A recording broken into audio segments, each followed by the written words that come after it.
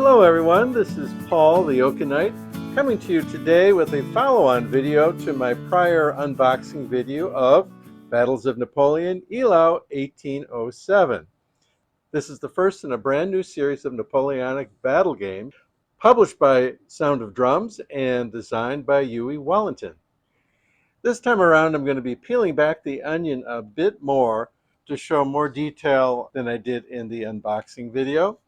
The only thing that I want to say about the unboxing video is that component-wise, this is a premium product. Everything about the physical quality of the game is top shelf. The one thing I want to add to my comments on the components, however, is I don't think I stressed it enough. The counters are wonderful. I think the counters punch out more cleanly and faster and better than just about any other game that I've ever had. Usually, when you have a standard mounted set of counters in their racks, you got to take your X-Acto knife, you got to trace around the outside and then carefully cut them apart. And then you've got all the nubs on the corners that you got to take your corner clippers, if you do that, and I do. A game this size might take 3 evenings, maybe 4, for me to clip out the counters were it done in the conventional way. The way this one did it is that everything's pre-rounded, everything's individually mounted, and I was able to punch out, between 2.5 and 3 counters per second, bang them out of their racks, and every single counter came out perfectly. Not only does it not have nubs on the corners with the nice rounded corners that it's got, but unlike some other games that use a similar mounting methodology, this had no nubs in the middle of the sides of the counters. Lots of times you see those when you have pre-rounded counters, and this had none of that. Every single counter punched out perfectly. Every single counter came out amazingly quickly. So, I was able to get that job done, in an hour at most. So that was really good. I hope other publishers go that route. And what you see here is the setup for the main scenario. This would be the full day, February 8th, the day that the major part of the battle occurred.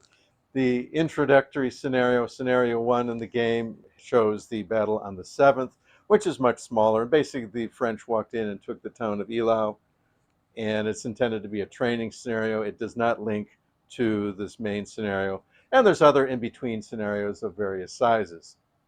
One thing to note is that only the full battle scenario uses all the rules. And so there is a discussion online as far as, well, gee, where do I start? Do I really want to do the small scenarios that leave out key rules, or do I want to just dive in? It just depends on how you like to learn your games.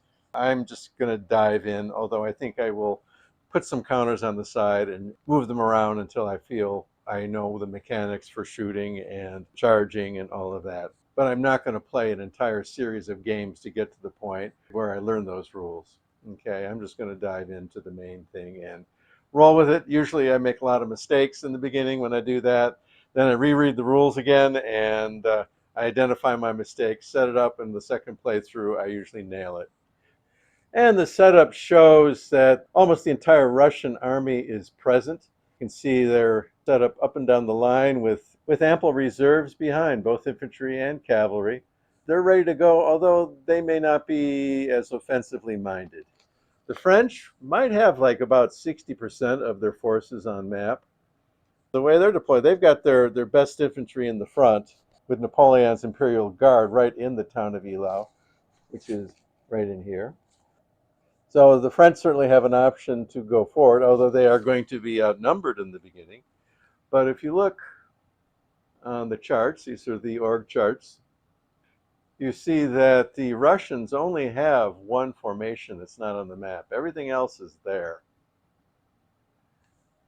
And if you look over at the French side, you see, I think 1, 2, 3, 4, 5, 6 formations have yet to come on the map. So they are certainly going to see a lot of reinforcements as the day progresses. When you set up the scenario, the list telling you what goes where basically says things like 2nd Division, 4th Corps for the French, and that's got, say, 10 units, and this is the leader that's going to be with that group. Sometimes they will have more than one, but generally it will be one. That's it. There are no hex numbers on this map. There's none of that. What they do is they all very ghost-like. They print the national flag for each of the two sides and the formation identifier. So it would be like 2/IV for 2nd Division, 4th Corps with a French flag. Now this is very ghosted. I mean, I didn't even know that they had done that until I was trying to set up the game. It is so ghosted. And not knowing this battle, I had some difficulty finding where things went, to the extent that I had to go on to Wikipedia and pull up a battle map and just have a general idea where different formations had deployed on the morning of February 8th.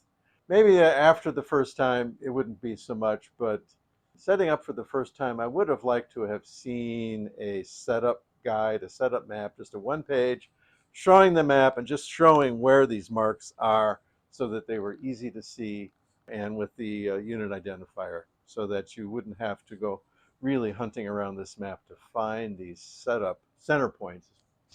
Basically it says you can set up within 3 hexes of the unit identifier that's printed on the map. Well, that's great, but some of these, I have no idea where this guy was. So I had to go searching throughout over across the whole map to figure that out. And it took longer than it should have. And as you can see, most of the terrain is basically barren. There are 4 levels of elevation on the map, most of which would be the first and the second level. There are a few hills that go higher than that, but that's about it.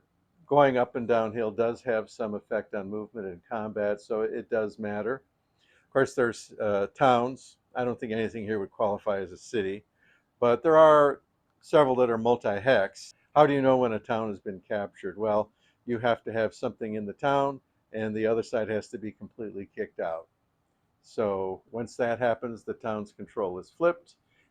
Victory towns are never uncontrolled. One side or the other will always control them. And as you can see, there's little flags on the map. So the one in the center of the screen is a French-controlled town, and it has a certain numeric rating. And if the Russians take over that particular town, that's a 5-point town. So what that would do is the French would lose 5 fatigue points from their army, and the Russians would gain those 5 points. So it's a kind of a novel way of implementing victory based on cities changing hands. In a sense, controlling a city at the start of the game is almost a liability. It can never do anything good for you, but it could only hurt you, which is an interesting way to look at it.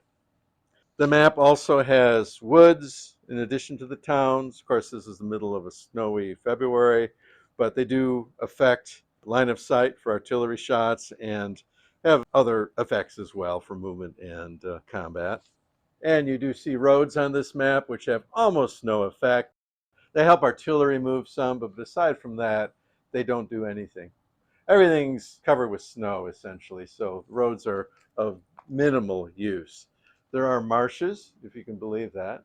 And if you look over here, you can see them ghosted out in the snow, but they do have an effect on the game, so you have to be aware of where they are. And in this particular battle, the terrain has smaller effect than you would usually expect to have in a battle game, but weather has more. February 8th in 1807, the weather was very unsettled in the Eylau area. And yes, there was a fair amount of clear weather, but there was also snow and even a snowstorm, which I would call a blizzard. And from what I understand, it was basically a whiteout situation. Nobody could see anything. The battle almost had to take a pause to let the snowstorm clear. Weather can either be done historically, based on what actually happened, or you can roll randomly. In the early part of every turn, orders can be changed. There's a whole set of mechanics for that. Basically, Napoleon is better at it than the Russians, but both sides can do it, and each commander at the lower level has a chance to roll initiative in case the overall commander can't help them. The French also have corps commanders. The Russians do not. Corps commanders can also help change orders. And then looking back at how I've got this set up on my table, as I said, I've got the org charts. I have an especially large table. The map itself is just a little under 4 feet by a little under 3 feet, something like that, because it's two big map panels, two full-size panels. That means I have ample room to play with for other purposes. So you see I have the org chart set up. That's really kind of optional. You don't have to use those, especially in the full battle scenario. The Russians only have one formation not on the map, so it would not be hard just to set them aside. Likewise, the French formation, there's 6 of them. It would not be hard to set them aside, and you could save all that space. I have my dishes of various sites. I have the sushi dishes as well as some others that I use to put counters in, so it's just easy to grab them during gameplay. And my dice tower, which is a homemade one. I am the Oka Knight after all. And then those platforms, which I also made. And they have the sheets for the orders. Actually, they're hard mounted player aids, so they're very nice, as well as the player aids with the terrain effects and combat odds and all of that. And over there, I got the rule books, and I'm going to have a lot to say on that in a moment. Both sides have units of different types. There's a unit type printed on each counter, some of which have game effect and some of them don't seem to matter. So for example, line infantry has crossed bayonets, but light troops and grenadiers, they are identified as such, but there's no game impact, just that designation. They do have different ratings on the counters than the line infantry. So for example, light infantry will have a faster movement rate, but that's really about it. Others, there's some difference. So for example, a cuirassier battalion will go ahead and hit harder against cavalry than a non-cuirassier. It's got its printed strength and its movement, but in addition to that, on the combat results table, there's die roll modifiers for some subtypes. Cossacks have a rule section all their own, making them more annoying than other types of cavalry. They can kind of ooze away easier than others. Lancers have modifiers against infantry not in square, so sending forward your lancers to attack infantry may be more effective than sending chasseurs à cheval, I think I said that right, which is your standard medium cavalry that both sides have. For artillery, there's both horse guns as well as standard artillery. No special rules for horse guns versus regular artillery, other than the horse guns have a higher movement rate and they generally don't hit quite as hard. The Russians do have heavy artillery, and there are some special rules for that, mainly to do with command control. It's harder for the Russians to move them around, but since they're all pretty much in the line, or most of them are right at the start, it's not going to be that big an issue. And if you may notice, units have facing. So unlike the Eagles of France series with Hexasim, they abstracted things down to where units don't have facing. It's assumed the battalion commander knows his business and is doing the right thing. Here, you get to choose how to face your units. They face the vertex of the hex, so they're, instead of facing a hex side, they face a hex vertex. But there's no other facing other than that. So unlike the Labatt system that plays games with what does it mean when a unit faces a hex side versus a vertex versus having extended line versus God knows what, this doesn't have it at that level. But they do have both line and attack column. So the units you are seeing here are in line, and the attack column is simply the reverse of the counter. Okay, so unlike the Hexasim game where the reverse of the counter is a lower strength version of the counter and there are no strength point markers, this game is more like Labatt in the sense that it's got strength point markers, and the reverse of this counter is the formation change. As a general rule, I would say that this system falls somewhere between the two. So if you're like me and just thought the Labatt series was more than I wanted to get into, I played it. In fact, I played the Eylau game, but it was just kind of too much. It was just too much. Versus the Hexasim, which I do enjoy a lot, but it does abstract away a lot of the Napoleonic feels. So it kind of depends on what you're after. So now let's go ahead and talk about the rules. I did in my prior video mentioned that I thought they were well written, and I think they are in terms of being able to understand the words that are on the page. But since I've read the rules a second time and played around with them some and have gone to Board Game Geek and looked at what's going on out there, unlike what I did for a simple unboxing, I now have more to say than I did before. Even though the game has not been out all that long, the rules are now on version 1.3, which means version 1.0 is shipped with the game. Glossy print, very nice, professional, all of that. There are now already 3 versions past that. First, it means that the publisher and the designer and basically they're standing behind this because they want this to be a multi-game system. The rules are now on version 1.3, so they are 3 versions past the nicely printed glossy rules that shipped with the game. Now, this game has not been out all that long, so that means there's been a whole lot of activity by the game designer and his team to try to make corrections in what shipped with the game. In fact, the changes are significant in that I think basically you can set the printed copy that comes with the game aside. There are some changes in the scenario book, although not nearly so many. And they're actually calling that version 2.0 at this point. You can use that, I think. I don't think there are any changes for the grand scenario that I've set up here. It's the smaller ones that have a couple changes here and there. But the main rule book has lots of changes, having gone through several iterations already. All these updated versions are available in the Board Game Geek file section. They also have a correction on one of the game player aids. So they missed a sign on one of the modifiers. So if you want something that's completely correct, you can print that off. There's also a second problem on there, which I'll get into also, that's also been identified.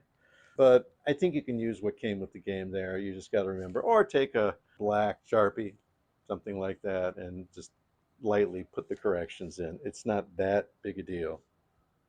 Now, I want everybody to remember that this is the first installment of the system. Yes, there have been corrections in the rulebook. Yes, they're on there for second, third update. And oh, by the way, a fourth one is in the works. But this is the first in a brand new system. And if you think back to the Eagle system from Hexasim, they really didn't have the rules stable in the way they wanted them to be until about the third game that was released. So I'm certainly willing to cut some slack as long as the game is playable. But I think unlike the Eagle system, where the rules really weren't that bad, I think there are some significant omissions in this rule book that says you're just going to have to set the book aside. You're going to have to go to Board Game Geek. You're going to have to download and print off the version, whatever it is that's out there currently, 1.3. This is where I'm so happy that I have a wide format printer that I can print off on 11 by 17 sheets. I got my long neck stapler and I've got my chopper, and so I can actually make rule books, which is what I've done. So as I said, this is the first of right now they've talked about 7 different games that they're going to be coming out with, 3 of which are on the 100 days, one of which is on Austerlitz, which is unfortunate. There's many other battles that are interesting out there in the Napoleonic history, and I just hate it when everybody kind of focuses on the same ones. At least this initial installment is different. Borodino is on the list. That's the one I'm looking forward to the most. But it might be 3 years before they get around to that, so I'm not holding my breath. I guess on the good news side, I think they'll have the rules all straightened out by then, so that would be a good thing. Back to the rules. As mentioned, version 1.0 that comes with the game has some significant omissions in it. For example, can units move into non-frontal hex sides? Depending on your formation, you have different hex sides that are considered frontal, flank, rear. But can you move sideways? Can a unit move into a flank hex side? Can it move retrograde? When it moves, can it go backwards? Or is all movement to the front? And when you have more than 2 frontal hex sides, as you do in an attack column, 4 of your 6 hex sides are frontal, and a square, all 6 are frontal. Is there any other restriction on movement? Do you have to move into the 2 that are at the very front of the unit regardless? Well, Version 1.0, the rules don't tell you that. It's not in there. And in fact, based on what I saw in Board Game Geek, they didn't make that correction till 1.3, which is the version I have. But I've looked through that. I cannot find that correction in 1.3. If they put it in there, man, it's well hidden. But the intention is that you can only move into frontal hex sides. Okay, I can live with that now that I know what the rule is. More generally, the rule book has no index. As you know, that's a pet peeve of mine. Any game that's got, 20 pages, 30 pages, whatever pages of rules, that's not a trivial game, and this is not a trivial game, even though there's lots of white space in the rule book, lots of discussion from the designer and so forth that is integrated into it. There is no index, and I think this book in particular could benefit from that. There's no comprehensive examples of play. Now, other games I've seen, some of them will actually introduce rules in examples of play. This is a bad thing. You never introduce new material in an example of play, in my opinion. But what examples of play do is demonstrate how they intend things to work. So if there's any ambiguity in the language that's in the rule itself, it's usually easily resolved in an example of play that says, hey, this is what I meant. And so do it this way, not that way. And unfortunately, there's nothing in this book that helps you do that, even though, in my opinion, it desperately needs it, given some ambiguities that are in the language of the rules. The book stops at level 2 headings. Now, that sounds like, oh, geez, that Paul, come on. Who cares? Well, when you stop at level 2 headings, it's difficult to cross-reference rules. And so what they've done, and I've spotted this in more than one spot, is that they end up stating the same rule in more than one section. And that's okay as long as they're stated in exactly the same way. And what I'm seeing is that that's not happening. And in particular, by the time we get to version 1.3, we have contradictions that are in the rule book because they added something or changed something in one section, but the rule was stated in a different section also, and it is not been changed. For example, units from time to time need to roll to stand. Okay, well, the original book was saying that you have to roll on a 2d6 an 8 or more, and then you can stand when you're, whatever it is that caused the threat that caused you to have to make that die check. That has been changed to less than or equal to 6. But then on the player aid, it's less than 6. Less than 6? Not less than or equal to 6. So in the same rule book and player aid set, it has not 1, not 2, but 3 different die roll tests stated for succeeding or failing on a stand roll. One's greater than or equal to 8, one's less than or equal to 6, and one's less than 6. Well, okay, if you go out on Board Game Geek, it's pretty clear they mean less than or equal to 6. There's a second error on the player aid, okay? And they must have meant that all along because the player aid says 6, not 8. Whatever. But since the rule was mentioned in more than one section, they fixed it in one, but they didn't fix it in the other. And that's how they got this additional error. I see this kind of again and again. The changes they're making have not been thoroughly vetted to make sure that they're correctly written, that they're understandable, that there's not contradictory rules. And so I see it's like you make a change and then you break something else. I've seen multiple examples of that.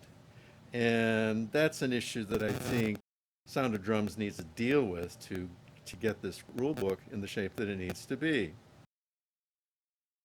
And another example that I think is noteworthy.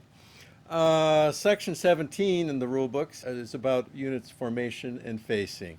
And in it, it says, all units may change facing while entering a new hex. You can change facing at the start of a move and or as you move. A change of 60 degrees is free and doesn't cost any movement points. If a unit changes its facing by more than 60 degrees, this is 2 or more hex corners. This costs 1 movement point. Okay. Now that's talking about a unit while it's moving, right? Later in section 19, which is movement, it states, a unit may fully change its own facing before starting to move or while moving. A unit may change its facing by 60 degrees per hex entered. This change of facing doesn't cost any movement points. So now it's talking about some mix of changing its facing before movement and during movement. And those are actually two slightly different cases that I'm trying to understand what's different about them. And this sentence makes it very difficult. A unit may fully change its own facing before starting to move or while moving. Okay? A unit may change its facing by 60 degrees per hex entered. This change of facing doesn't cost any movement points. Then it lists an exception. Exception. An infantry unit in line has to pay 1 movement point for changing facing for each extra 60 degrees after the first before starting movement. Those last 4 words have been added in the latest version, before starting movement. So again, it's differentiating facing changes before you start moving and during a move. Personally, I find this to be very confusing, and there's parts of it that I just don't like the way it's written. What does it mean to fully change your facing versus changing your facing? Why are they talking about paying for facing changes at all in the units and formation facing section? To me, changing facing is a movement action, and instead of just explaining what facing is and what is a front hex and what are the options, they're mixing in some of the movement rules into that, and I find that to be subpar, especially when you're going to have other rules covering a very similar, if not the same topic, 4 pages later. And I think the issues I'm having understand this are compounded with this first thing that they put in the movement section. A unit may fully change its own facing before starting to move or while moving. A unit may change its facing by 60 degrees per hex entered. This change doesn't cost any movement points. I think we've hit a issue here, which is comma placement. For example, you can say these same words in 2 different ways. Let's eat, Grandpa, versus let's eat, Grandpa. The only difference between those 2 statements is a comma. And so I think what they meant to say here, I'm reading between the lines, a unit may fully change its own facing before starting to move, comma, or while moving. A unit may change its facing by 60 degrees per hex entered. So I think they put the comma between moving and a, and it should have been earlier in the sentence, and it kind of combines this facing change rule before you start moving with the movement facing change, and apparently they're trying to make some kind of distinction between them, but the way the sentence is worded, and this is a new rule that was added, it makes a jumble of the two. And so, if these guys can't keep it straight, what chance do I have? So, and then when it says a unit can change facing by 60 degrees per hex entered, it leaves open the possibility of, well, I moved 3 hexes, so I should be able to turn 180 degrees in that last hex, right? Because I can go 60 degrees per hex entered, 1, 2, 3, 180 degree turn. Not move 1 hex, 60 degrees, move 1 hex, 60 degrees, move 1 hex, 60 degrees. I think they intended that, but the way this is worded with this new rule, it leaves the possibility open of a different interpretation. And hey, this is a rule book. We should not be having that kind of discussion here. One final example I'll give is actually something that's being discussed on Board Game Geek, is that the rules state that a unit must stop when entering an adjacent hex of an enemy unit. This is a new rule. Because you can change formation at the end of a movement as well as change facing, the question is, does stop mean stop everything, or it just means you can't move into a new hex? So if you enter a hex next to an enemy unit, can you still change facing? Can you still change formation? The rules just don't say. They don't say. It all depends on how you read the word stop. New rule should have been more fully qualified, right? So it's almost like they're adding these rules too quickly. They're pumping out versions too quickly without adequately going through the rule book with a fine-tooth comb to make sure the new rule is consistent with the old rules, make sure if there's been more than one reference to the rule that all references to the rule have been changed, that the player aids are in line with the new rule, and all of that. I think there's some of that missing in the process of updating the game. All right, to summarize, the game is beautifully produced. Let's start with the good stuff. The game is beautifully produced. Everything just drips of high quality, from the printing in the rule book to the player aids that are fully mounted, to even the org chart that's not mounted is on nice paper. The maps are on really nice paper, well printed, the whole smash. Second, I like the topic. I'm glad they didn't start with Waterloo.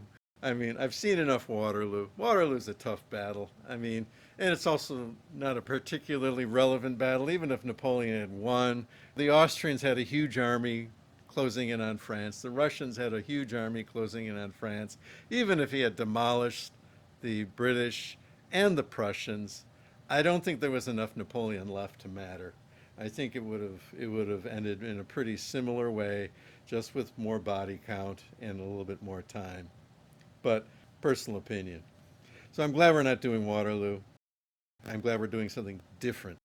And I would encourage them to find different significant battles that they can apply the system to, and not go back and spend 3 years working on Ligny and Quatre Bras and Waterloo itself. I think that's the plan, but I would hope that they can work in some other things. I don't want to be playing the 100 days for the next 3 years, or 4, however many years it's going to be. All right. The game's complexity fits nicely in between the Labatt system, which is highly complex. It's a child of the 70s, I think, and shows it. It's got very mechanical mechanics. Doesn't try to streamline very much, and it makes the game tough to play. And there have been different rules released for that. There's basically the baby rules. I forget that said Napoleon's named after Napoleon's wife. I forget what it is. It's a different rule set, cut down. It's still not that simple, but it's kind of Labatt for dummies. I don't want to play Labatt for dummies. Hexasims Eagles, yes, I like that system. I like it very much. There's some really nice things about units maneuvering before they are exposed on the battlefield. That really shines in the Austerlitz game, which I'm a big fan of. Less so at Waterloo, because Waterloo is just a big honkin' set-piece battle. But for doing maneuvers before contact, Austerlitz is a fantastic game for Hexasims Eagles. But this one fits kind of in between the two. I do like that it's got facing. I do like that it's got the interplay between rock, paper, scissors, threat, and response, between the different arms that are out here. It has a lot of potential to have a playable format, yet still give you that Napoleonic feel. So those are all great things about this system. On the other hand, though, the rules certainly are not mature. They contain errors, they contain omissions, they lack clarity in spots, and it certainly does not have a comprehensive example of play. The other thing is that they seem to be introducing almost as many problems as they're solving, as they're putting new things into the rule book, new questions popping up. Take your time, get it right. Don't come out with yet more, with a 1.4 that raises even more questions. Read the rule book cover to cover. Find the things that interplay with what you're considering putting in the rule book and change those too if necessary. You can't just put stuff in and hope, and that seems to be kind of what's going on. I don't know. So as general recommendation for the game, I mean, if you want to get in on the ground floor, if you are a fan of the Napoleonic battles, you want to see something new, you want to see something that preserves much of what you liked in the Labatt system, but without having to dedicate your life to it, this may be a good system for you to get acquainted with. And if that's you, then why not get involved at the very beginning. Heck, that they're listening. You put stuff out there on Board Game Geek in the comments section. Yui and his team are reading it and responding. So you can have some influence if you get involved now. I see that happening out there. But on the other hand, if having games that are not completely clear what you're supposed to do drive you nuts, if having a set of house rules to make things work for you drive you nuts, then maybe you need to wait for version 2.0, which I assume will be in some future game, rumored to be Quatre Bras is the next one, rather than diving in at this point. I don't know what to tell you, only you know you. So if you don't like tinkering with rules, you want things very clear, very organized, the way we'd all hope it to be, that's not version 1.3. Unfortunate, but I think that's the case. They need to add level 3 headings that they can use as cross-references. They need to state one rule, one and only time. Do not have one rule appear in more than one section, or you are just setting yourself up for having inconsistencies in the rule book. Use cross-references. Have deeper level headings to do that with. Have a comprehensive example of play that will clarify any little niggling language problems or commas, where does a comma supposed to be, all that kind of niggling stuff. It's inevitable. It's going to be in every rule book. But if you have a comprehensive example of play, it goes a long way to making things clear.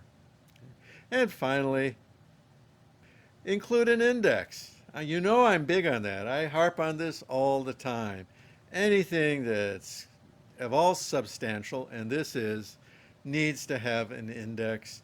And frankly, having an index will let you see where you've duplicated rules, because you're gonna see the duplication in the index, and then maybe you can do something like have one be a reference to the other rather than have two rules stating what hopefully is the same thing, but sometimes not the same thing.